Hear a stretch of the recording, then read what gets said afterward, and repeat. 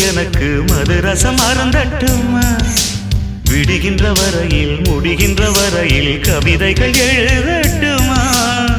முத்தம் என்ற கடலில் முத்து குளிப்போமா அழகு அழகு ஓ நீ நடந்தால் நடையழகு அழகு நெருங்கி வரும் இடையழகு அழகு